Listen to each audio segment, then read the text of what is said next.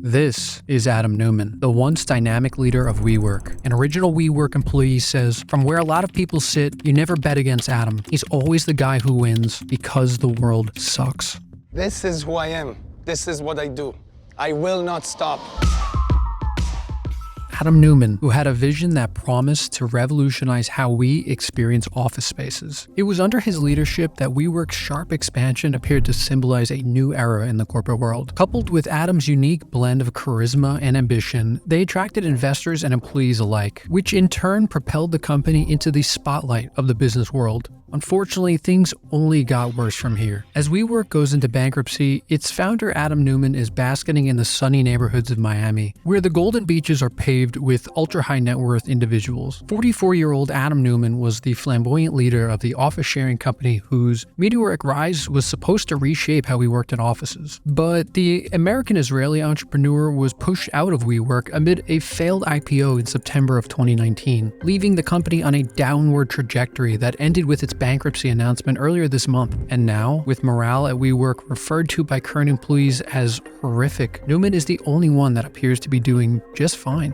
Alongside co-founder Miguel McKelvey, Adam Neumann launched WeWork in 2010, introducing a new concept into the world of office spaces. At its inception, WeWork was more than just a co-working space. It was a vision of communal work environment that resonated with the modern ethos of collaboration and flexibility. Neumann's charismatic and innovative approach were pivotal in WeWork's rapid ascent. He wasn't merely offering desks and office amenities, he was brilliantly selling a lifestyle, a community where entrepreneurs, freelancers, and even large corporations could thrive in a shared environment. This sort of innovative model appealed to a generation that valued networking and social interaction as integral parts of their work life, and therefore, the expansion of WeWork was nothing short of phenomenal. From a single office space, the company expanded globally, establishing itself in major cities across the world. WeWork's rentable office spaces were known for their trendy designs, fostering a vibrant work culture that attracted a diverse group of clients. This period marked a significant shift in how workspace was perceived, moving away from traditional cubicles to environments that encourage creativity and interaction. And so, investors were captivated by Neumann's vision and the company's exponential growth. WeWork quickly became a darling of the venture capital world, with valuations soaring tens of billions of dollars as they continued to expand their footprint. It was a golden era for the company, symbolizing a new wave in the corporate world, one that emphasized community and shared experiences over the boring conventional office setup that so many were used to and hated. This incredible expansion and the company's increasing valuation had set seriously high expectations. As WeWork continued to grow, the challenges of managing such a vast and diverse empire began to surface, leading to questions about its sustainability and the long-term viability of its business model. This marked the beginning of severe complexities, ultimately altering the trajectory of WeWork's success and all of its employees involved, except for Adam Neumann. In January of 2019, roughly 8 months before WeWork planned to go public, they received a $5 billion investment from the Japanese conglomerate SoftBank, valuing the company at $47 billion. At this valuation, Adam's equity was worth around $4 billion. The turning point for WeWork and Adam Neumann came in 2019, a year that started with high hopes but ended in a series of challenges that would significantly alter the company's trajectory. Central to this turning point was WeWork's attempt at an initial public offering, or an IPO. An event that was initially viewed as a crowning achievement but quickly turned into an absolute debacle. As they prepared for their highly anticipated IPO, the company's financials and business model came under intense scrutiny. Expectations were sky high. After a potential IPO, WeWork was expecting their valuation to be somewhere in the ballpark of $80 and $100 billion in total market cap. With such outstanding expectations, the public and investors began to question the sustainability of WeWork's rapid expansion as well as the high valuations it had received. Ultimately, the excitement that once surrounded Neumann's vision started to give way to skepticism about the company's profitability and long-term strategy. The situation grew further complicated by revelations about Neumann's management style and decision-making. Reports surfaced about potential conflicts of interest and unorthodox leadership approaches. This absolutely raised concerns among investors and the broader business community. These revelations were not just about financial missteps, but also about the culture Neumann had fostered within the company. The failed IPO was a significant blow to WeWork's reputation. It led to a dramatic devaluation of the company, and Neumann found himself at the center of this criticism. Group. The company that once symbolized the future of work was now grappling with questions about its core business principles and the viability of its future model. This particular period marked a steep decline for WeWork, with Neumann's leadership and the company's future in jeopardy. After the swift and severe fallout from the failed IPO, Neumann was eventually pushed out of the company that he had built, and WeWork's ambitious plans were abruptly halted. The beloved company that was once a symbol of innovation and growth in the corporate world was now facing a severely uncertain future. This marked an end of an era for WeWork, but only a slight setback for Adam, as he was prepared to personally cash out over $700 million worth of his shares before the complete and utter implosion of the company that he had once led. This phase in the company's history was not just a business decline, but a dramatic unraveling that brought to light much deeper issues within the company as well as its leadership. As the reality of WeWork's financial instability and operational challenges became more apparent, the company's valuation plummeted. The decline was a direct consequence of the market losing confidence in WeWork's business model and future prospects. The once highly valued startup now faced skepticism from all corners: investors, the media, and even its own employees. And of course,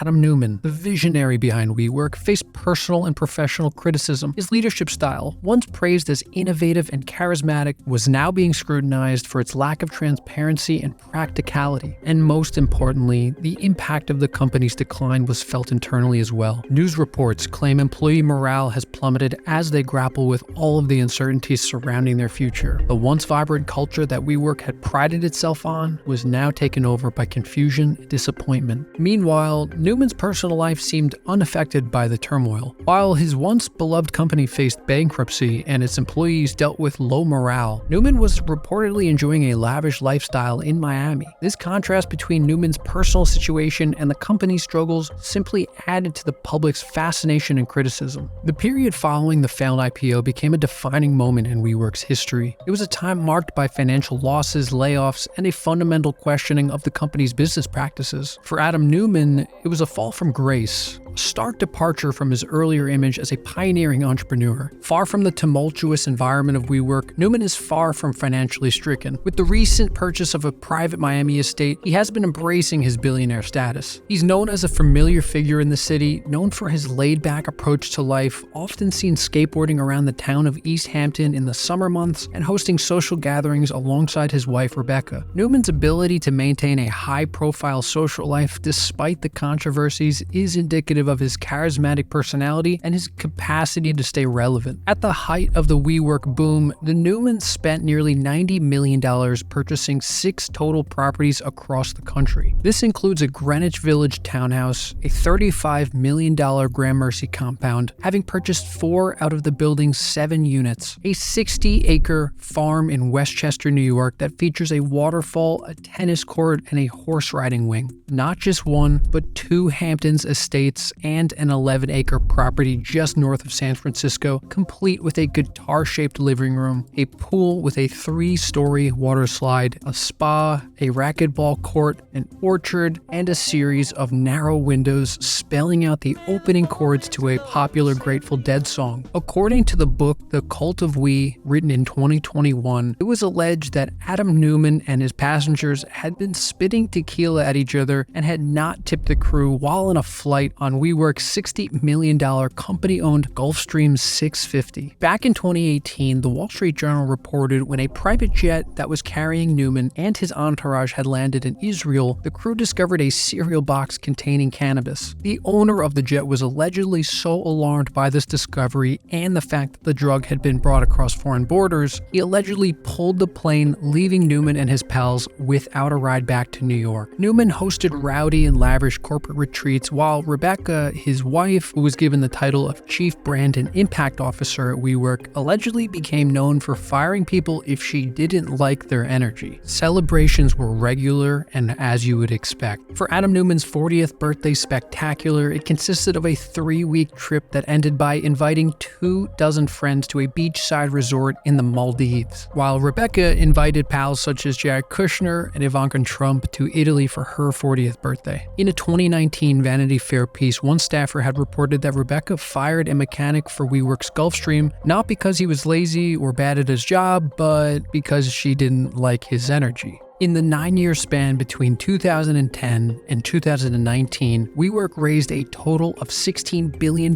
from its various investment rounds. This includes a mind-numbing $10 billion that came from one single investor, SoftBank. In the aftermath of WeWork's implosion, Adam was both a huge liability and the company's largest individual shareholder. To ultimately solve this toxic dynamic, in late 2019, SoftBank offered him almost $1 billion to essentially go away for good. Now, unfortunately, a few weeks later, SoftBank learned that WeWork was on pace to lose an additional $2 billion in the first quarter of 2020, so they rescinded that original offer. This decision, however, resulted in Adam suing them. In the end, they reached what was a not-so-harmonious agreement consisting of the following incentives for Adam. In addition to Adam having liquidated around $700 million in company stock almost a year prior, he received an additional $700 million from SoftBank in the form of a cash settlement, consulting fee, as well as a loan against his remaining shares that are almost completely worthless. In light of the company's bankruptcy proceedings, a former WeWork employee claims everyone has seen this coming for a good 6 to 12 months. They're all getting paid money, but morale is horrific. There is no company culture, and everybody is just watching the stock go down and down and down. Another employee claims people have been collecting paychecks and just waiting for the company to explode. The story is not just about the rise and fall of a business empire, but also about the complexities of leadership, the dynamics of the startup culture, and the challenges of balancing ambitious visions with sustainable business practices. Adam Neumann's story teaches us about the power and perils of charisma and leadership. His charismatic personality was instrumental in WeWork's rapid growth, drawing in employees, customers, and even investors. However, the same charisma, coupled with a lack of oversight and perhaps greed, contributed to a questionable set of decisions and practices that ultimately led to the company's challenges. This story highlights the importance of accountability and governance in leadership, especially in rapidly growing startups. The WeWork saga also sheds light on the startup culture's obsession with rapid growth and high valuations. And while these elements can signify success and potential, they can also mask underlying issues and create unsustainable business models. The journey of WeWork underscores the need for a balance between growth